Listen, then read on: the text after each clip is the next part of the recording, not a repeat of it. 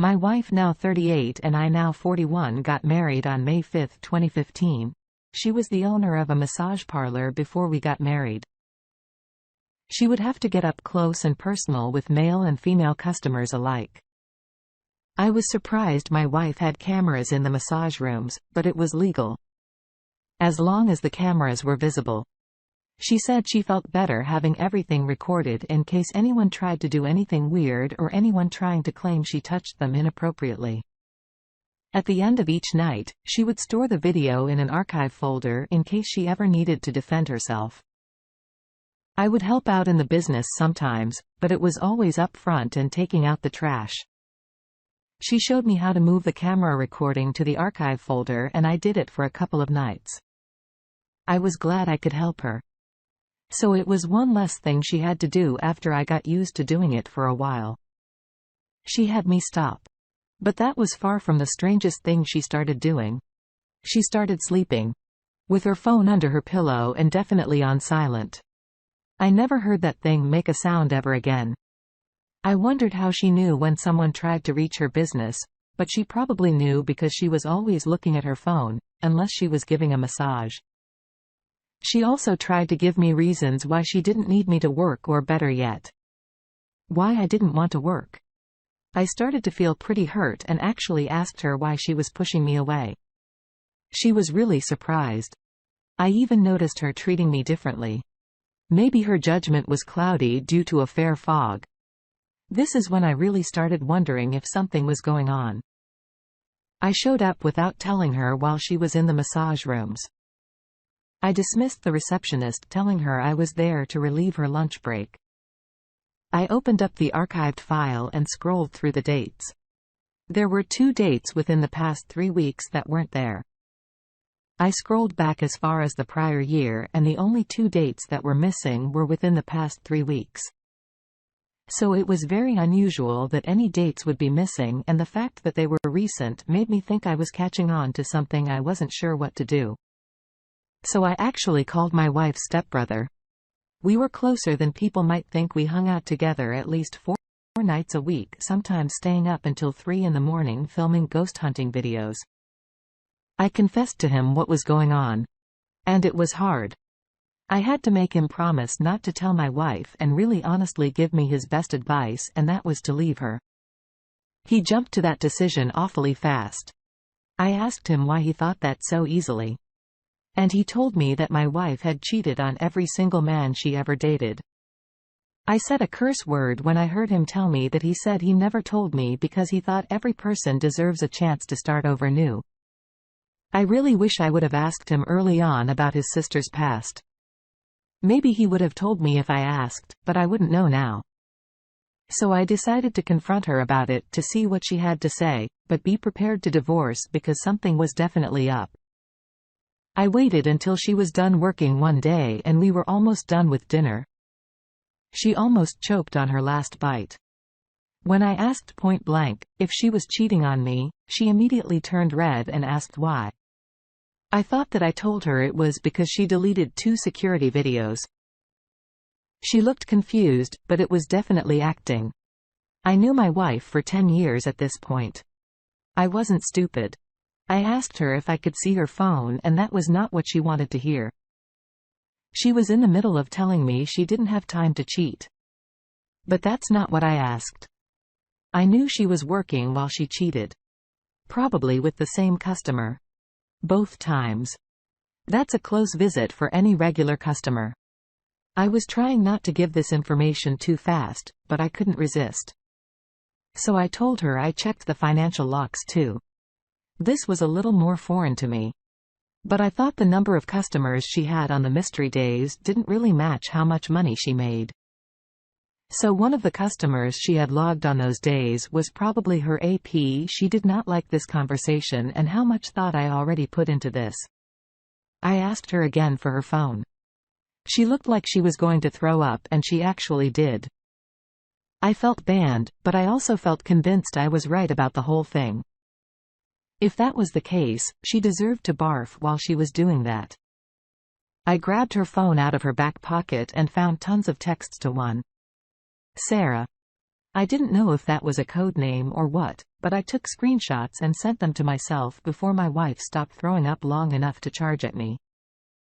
She threw up on her phone while it was in my hands, and I ran outside to rinse my hands off with the hose. I told her I saw enough to know she cheated on me and I wouldn't stand for it.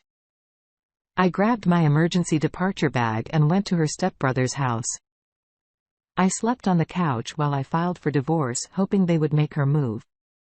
But the house was in her name. So I was the one that had to find a place to live since she was the breadwinner. I sued her for alimony because of her infidelity, and it was actually approved. I bought my own place even though it was a part of another house. It was still property I would own after I paid off the mortgage. So I was happy. My ex was not happy. She spent a ton of money on a lawyer, but it didn't make a difference. She got to keep the house. So I thought she should be happy once word got out about this. I'm not sure how it did. Her business lost a lot of customers. I didn't go around telling people, but karma took place anyway. The fact that she lost a lot of customers meant she did struggle to pay rent for a while. I heard she only dated AP a month before she was dumped because AP was scared she would do the same thing she did to me. To them, owning a massage parlor is a privilege and a duty. People are trusting you with their bodies, and it takes a lot for some people to even relax the fact that she did. This is very unsettling.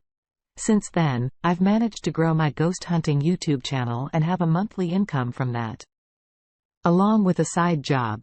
I started with my best friend and ex's to brother. I have no idea how my ex is going to make do in life, but it doesn't really concern me.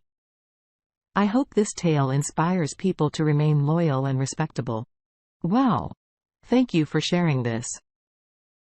Your story will certainly help people to realize that there is trust and responsibility on the owners of businesses and even to the average spouse. Just because someone doesn't own a business doesn't mean they aren't trusted to resist all forms of temptation.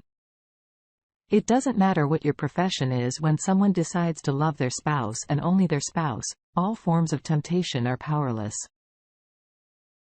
I believe your wife always had it in her head that she could please someone or be pleasured in her business without anyone finding out because she was in control. I'm so relieved you had your best friend to help you through this.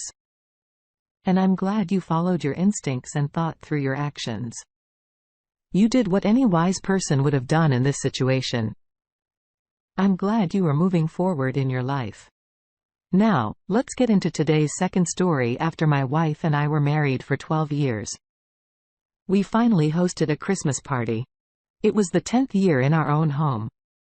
And that time flew by. We were really involved in our Christian church. So we felt it was overdue to hold a Christmas celebration with our friends. My wife was very excited and got really dressed up for the night.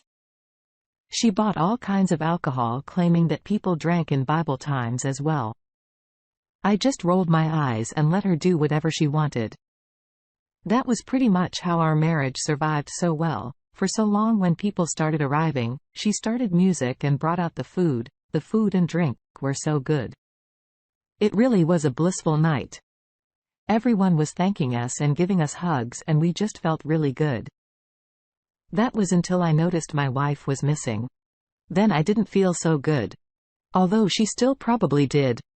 I checked our spare room because it was the first instinct I felt to do. It was where we put all the coats there on top of the coats. One of the church leaders was having sex with my wife. I was drunk and could not believe what I was seeing. It was on top of everyone's coats. When I walked in, she screamed at her lover, claiming he was a complete moron for failing to lock the door. I immediately told her she was a terrible person for committing adultery. She was extremely angry. I couldn't believe how she had the nerve to be so angry, but must have been self-defense for being caught red-handed. I'm not going to lie. I wanted to hit her. I wanted to hit him even more, but I resisted and he pulled up his pants and ran away. I knew people at the party were going to see him come out and know what just happened. There was no way this could be kept a secret. I realized, like a scene coming apart, that my marriage would never be as it was 5 minutes ago. It was almost too much for me to take. My heart felt like it was going to explode, and I fell to my knees because I was so overwhelmed and dizzy. My wife escaped the room while I was like this, not stopping to see if I was okay. I blacked out. I woke up to the pastor of the church slapping my cheek and asking me what happened. I told him I found my wife with AP. He was appalled. He knew exactly what I was talking about because he saw them both come out at different times looking super spooked and guilty right away. He prayed with me, but I'm not sure what good it did. My wife was missing until the party was long over. She finally rang the doorbell several times at 2 a.m. because she didn't have her keys. I assume she was at a PS house for all that time. The pastor stayed over at my house for support and answered the door to tell her she made a huge irreversible mistake. She shoved her way inside and passed out on the couch, completely drunk. The pastor told me I could stay at his house while I filed for divorce. I graciously accepted. He had a kind wife and an adorable baby. I helped with the baby, hoping to have one of my own someday. I didn't let my wife sabotage my hopes for what I may find with someone someday during my stay. I babysat for the pastor and his wife, and they had a good time together. I was glad I could help and had time alone to figure out how to depend on myself for answers, not necessarily God or anyone else. It was hard and I did cry. Sometimes I felt like life wasn't ever going to be as good as it felt with my wife, but I proved myself wrong. I found an opportunity to do what I loved. After the divorce was final, my wife chose not to return to our church, and I believe she lost her faith in the consequences of her actions. She became homeless and couldn't depend on AP because he had trouble paying his bills after he was cut from the church staff. I moved to a different part of the countryside. It was easy for me to do it because I saved up money without my wife knowing. I don't recommend saving money behind your spouse's back, but maybe just keep it in your name only. I hope my story helps everyone to stay loyal to their spouse no matter what, or just divorce them before deciding to commit adultery. It causes pain and destruction, and do unto others as you would do unto yourselves. I am so sorry.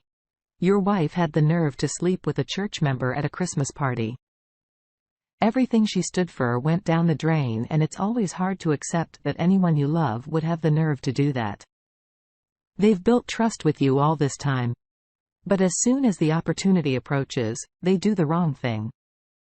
I wish no one would have to go through this, and everyone should learn that if they aren't happy with their spouse, there's usually a fixable underlying problem that could be resolved. If you fell in love in the first place, chances are there's still love and a way to choose commitment. If one finds it impossible to choose love or look past their partner's faults, one only needs to look at the faults of themselves. If there's a greater issue than this, perhaps honest communication, therapy, or divorce could be the answer. Thank you all for taking the time to listen to today's stories. If you enjoyed listening, please feel free to like and subscribe.